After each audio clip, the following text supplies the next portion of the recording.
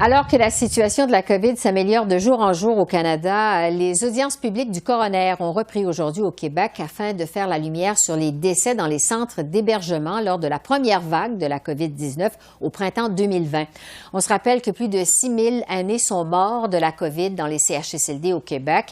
Les audiences du coroner ont mis en relief une application tardive de l'état d'urgence sanitaire, un système informatique inefficace et des délais trop longs avant de confirmer les cas d'infection. Alors, je vais faire le point là-dessus avec Roxane Borges da Silva, qui est experte en santé publique et professeure à l'Université de Montréal. Bonsoir, Madame Borges da Silva. Bonsoir. Bon, sur ces révélations de l'enquête du coroner au Québec, je vous demanderai d'abord, est-ce que vous êtes surpris? Est-ce que c'est une surprise pour vous?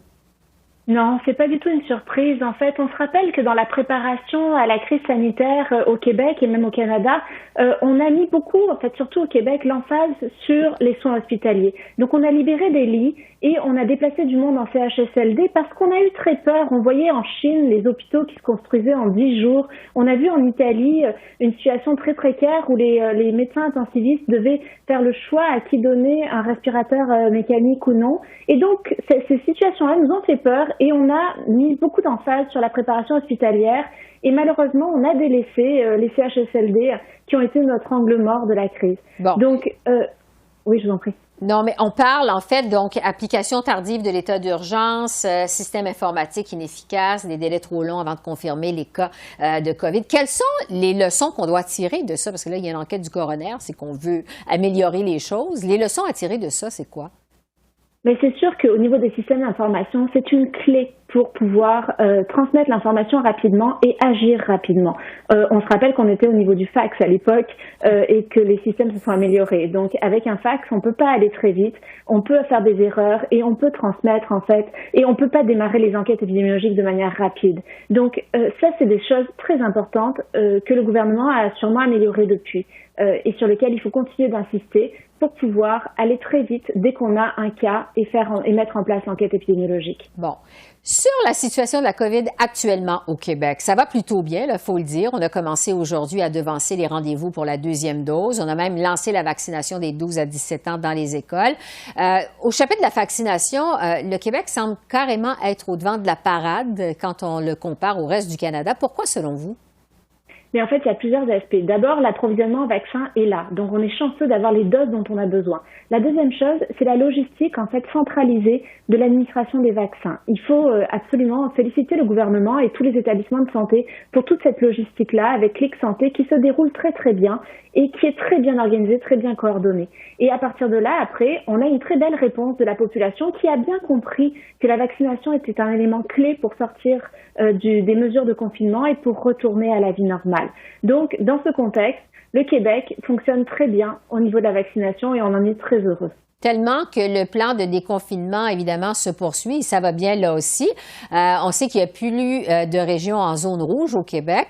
Dans les régions qui sont passées au palier jaune ou encore au palier vert, on a décidé que le port du masque de procédure n'est plus obligatoire en tout temps là, dans les milieux de travail, si évidemment la distanciation physique est respectée. Donc, le port du masque, quand même, qui est plus obligatoire en tout temps au travail.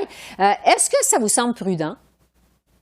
Mais j'avoue qu'en attendant que les personnes aient 2 doses, j'aurais préféré conserver le port du masque parce qu'on sait qu'on a quand même ce variant Delta très contagieux qui nous menace et qui prend de plus en plus de place par exemple en Ontario, qui devient le variant dominant.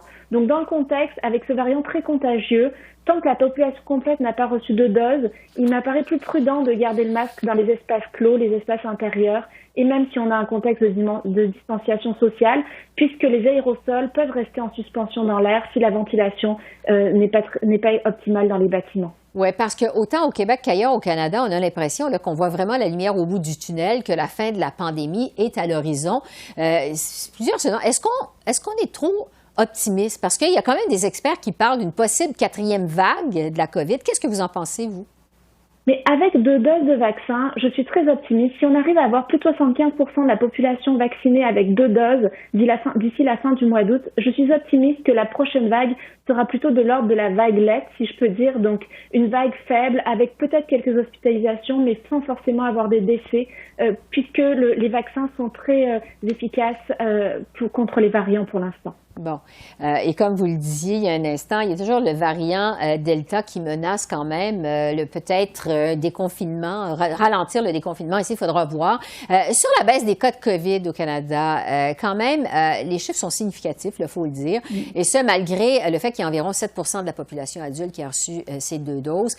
Comment expliquer quand même cette baisse assez spectaculaire des cas de COVID? Est-ce que l'efficacité de la première dose est plus grande que prévu, la première dose de vaccin?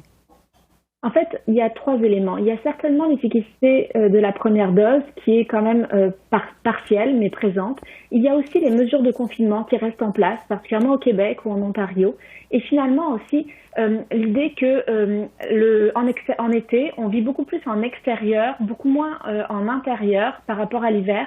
Et la contamination en extérieur se fait très difficilement à cause des aérosols qui se diffusent très rapidement dans l'air.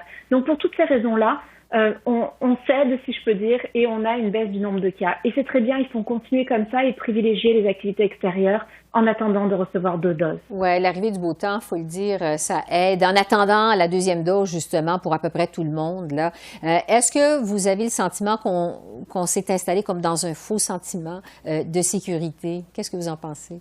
Avec la première dose, mais c'est sûr qu'il faut faire attention. La première dose n'est pas suffisante. Les données de l'Angleterre, qui sont des données en contexte réel, le montrent clairement. La première dose amène entre 50 et 70% d'efficacité, alors que la deuxième dose, elle, on est au-dessus de 85-90%. Donc il faut absolument persévérer et aller chercher cette deuxième dose-là pour pouvoir se permettre un retour à la normale cet automne. Donc, il faut vraiment faire attention, il faut continuer à faire attention. Il faut vraiment garder en tête qu'on a juste une dose de vaccin. La majorité de la population a juste une dose de vaccin et demeurer très prudent, appliquer les consignes. Absolument. Une seule dose n'est pas suffisante pour relâcher. Il faut continuer les mesures barrières en attendant d'avoir les 2 doses. Absolument. Roxane Borges da Silva, experte en santé publique, je vous remercie beaucoup. Je vous en prie, bonne journée. Au revoir.